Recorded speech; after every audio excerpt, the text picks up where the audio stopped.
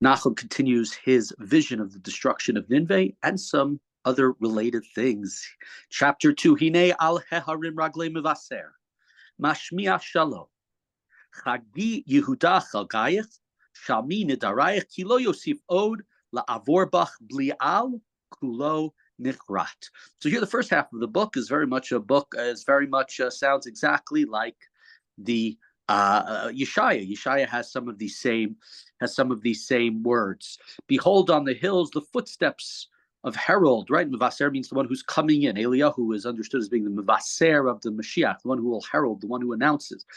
He's announcing peace. And therefore, Yehuda, go and celebrate your festivals, fulfill your vows, because I will no longer allow these evil people to invade your land. They have totally vanished. Think about this statement in light of so much of what the prophet said over and over again about who needs your vows, who needs your sacrifices. We don't need that. I don't want your holidays, God said over and over again. And so this is really, it's within the destruction of Assyria will give at least some sort of hope for Bnei Israel. It will be, of course, won't be long lasting, because after the Babylonians defeat the Assyrians, not long after that, they come in, they invade Israel, they invade Yehuda, and of course we have the destruction of the Beit HaMikdash. But at least there is hope with this. And maybe this can be taken. There are those who say maybe Nahum here is speaking to the time of Yoshiyahu even. So we have a lot of, there is some hope here, and it's a lovely vision that he gives. Allah mefitz al panayich natzor mitzura, tzafei derech chazek motnayim amitz koach ma'od. A shatterer has come up against you. He has put guards up the post. Watch the road. Steady your loins. Brace all of your strength. You may be familiar with those last words from the Shabbat Zemer, Yona Matzah Bo Manoach, where we say Chazek Matnayim V'Amitz Koach. It's part of that the song that's sung by many on Shabbat afternoon. Interesting, it's called Yona Matzah Ba Manoach. It's a reference really to the Parshat Noach and the Yonah, the dove. But when we think about, we can add another layer of meaning from here, where we say Yonah, who didn't want to see Nineveh destroyed. In a sense, you could say Yonah found Manoach. Yonah found comfort, in a sense, with the words of Nahum here. Yonah, who didn't want to see Nineveh supported, and here is a later prophet. He doesn't live probably to see this prophet, but a later prophet who says that Nineveh will be destroyed. Kishav Adonai Gaon Yaakov Gaon Yisrael Ki Vikakum Bokikim Uzmorehem Shichetu. We have here a lot. We'll see some alliteration, a lot of nice poetic stuff in this chapter. And here we talk about God has restored the pride of Yaakov, the pride of Israel. And we've talked about this word. We've had it in a number of places. Oftentimes it's used as the pride of Israel has been destroyed. The pride of Yehuda has been destroyed. The Gaon, of course, in our times, or the last couple of hundred years, refers more to geniuses, most notably the Vilna Gaon, right? Which is the sense, what's the real pride of Israel? Nothing against the Rothschilds. They made great contributions, and nothing against, I don't know, can't think of a person, whoever it is. The true Gaon of Yaakov, the true Gaon of Yisrael are the ones who keep our tradition alive with their teaching and their learning, etc., etc. So Bnei Israel's pride will be restored, even though at this time they have been seemingly destroyed. V'kakum bokikim, you see at the end of that verse. Kuk, kuk, kuk. It's like the sound of cutting, of destruction. Continuing verse 4. Magain giborehem me adam, anshe chayil me tu laim ba'esh pladot, harecha vayom, hachinu v'habroshim, har alu.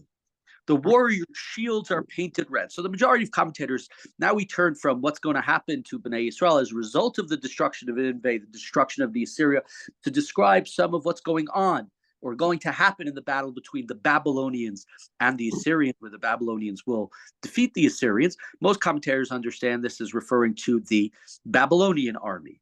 Their shields are painted red, and their soldiers are clothed in crimson. Their chariots are like torches.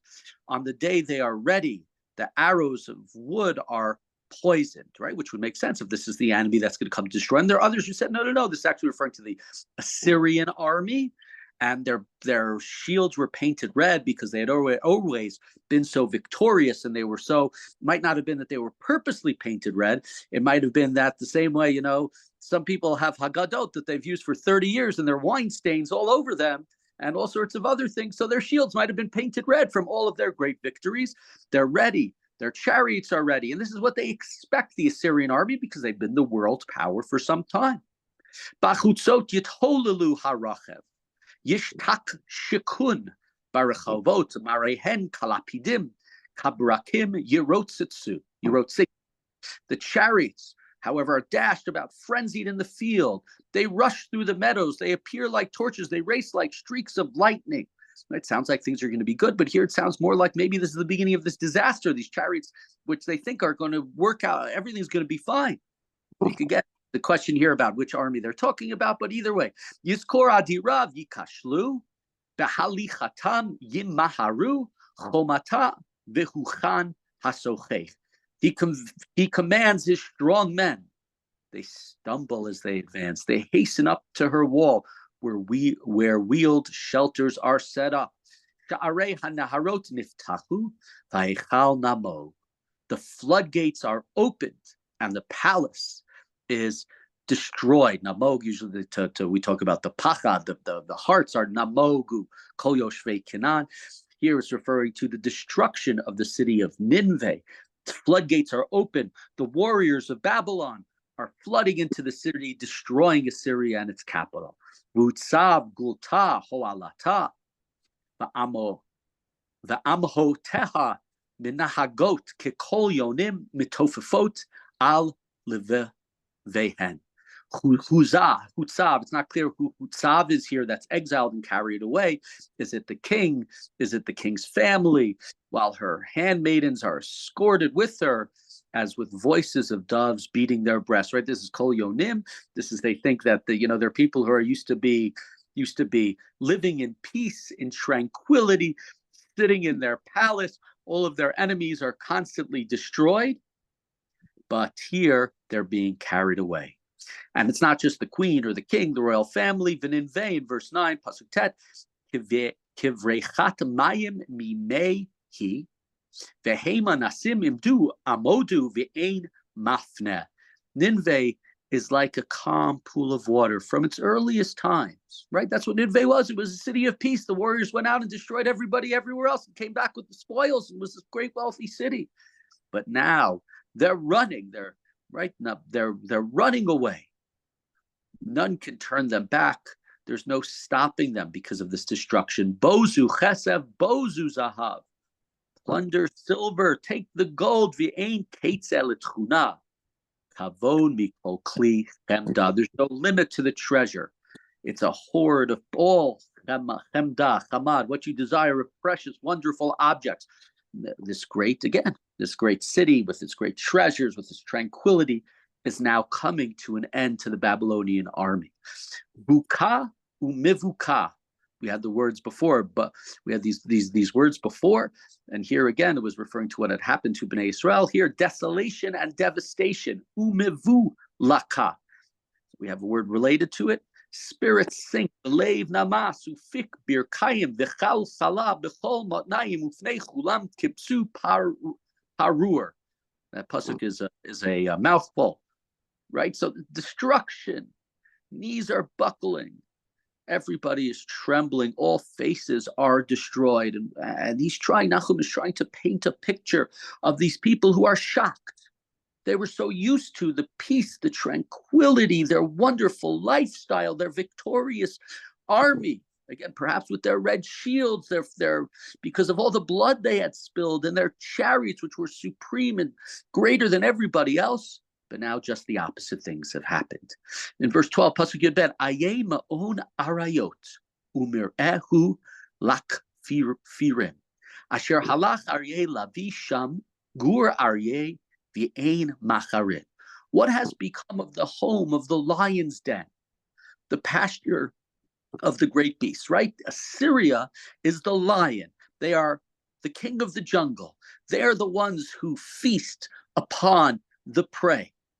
But now where the lion and the lion's children walked, and lion's cub, with none are there anymore, right? It's empty of the lion. It's empty. It's a place of, verse 13, Aryeh toref bidei gorotav umechanek otav vayimale teref chorav uma'onotav terefa.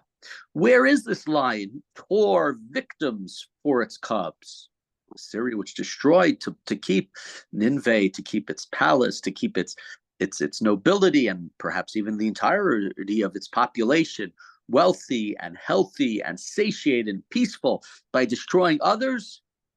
They tore victims, they strangled for the lionesses and filled its lair with prey and its dens with mangled flesh. Where are they? That destructive army.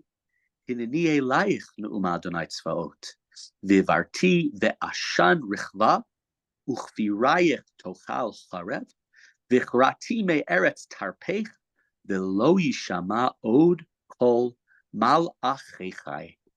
I am going to deal with you, says God, right? I am upon you. I'm alayich.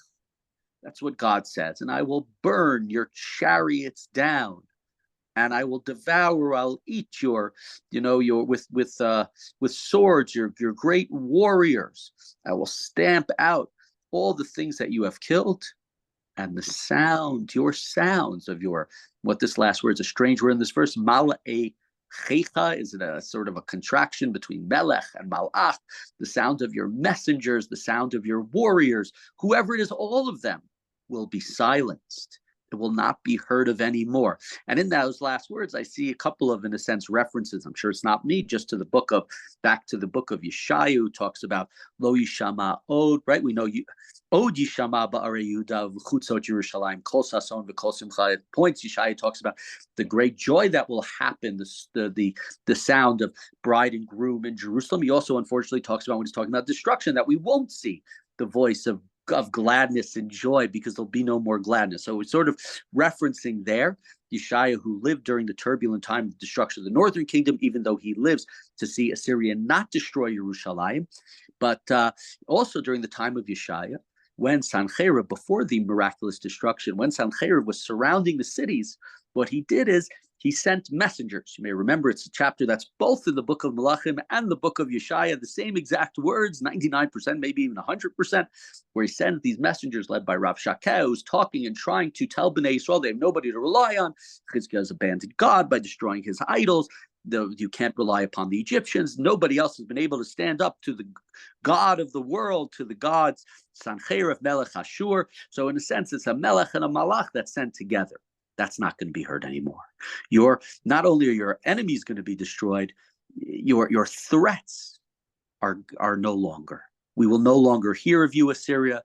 You will be gone to history. Your name will only be noted in archaeological findings and in the books of Tanakh. And so here we have another chapter, this death of Nineveh, the destruction of Ashur, which after, it's not clear exactly how long, 60, 70, 80, 100 years of their supremacy over Israel, the threat, the destruction of the northern kingdom, the near destruction of the southern kingdom, the worries. Chizkiah, if you remember back in his book, I think it's discussed in maybe the 39th, 40th chapter, discussed in the 39th chapter of the book of Yeshaya, where he makes treaties with the Babylonians, and that's part of because he's worried about the Assyrians. You have to be careful who you make treaties with. They can come back to bite you and destroy you, is what Yeshaya says to him. But here, there is some hope for Bnei Israel, who have been under the destruction and under the pressure and the constant torment of the Assyrians, at least for some time. Some of the visions of Yeshaya, the dreams, the hope, the Kol Mevaser will come, announcing the destruction of the Assyrians. And at least for a period of time, they will be able to live relaxed and easily and well in the land of Yehudah.